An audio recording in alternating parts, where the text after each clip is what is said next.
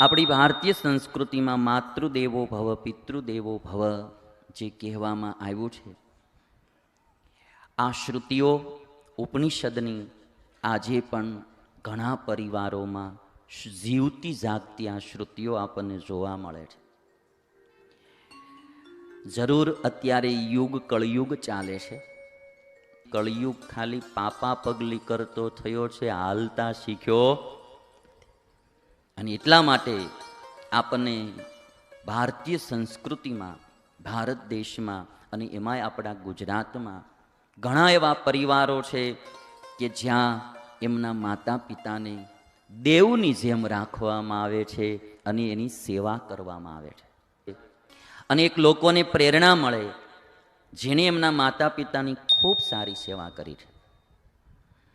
જે બહેનોએ એમના સાસુ સસરાની ભાવથી ને દિલથી સેવા કરી છે, એવા બહેનો પણ આ દુનિયામાં છે. એવી દીકરાની વહુઓ જે આ દુનિયામાં છે કે જે એના સાસુ સસરાને એની હગી દીકરીને ભૂલાવી દે એવી દીકરાની વહુઓ સેવા કરે છે. આપણા પરિવારમાં પણ આપણા દાદા દાદી માતા પિતાની સેવા થાય.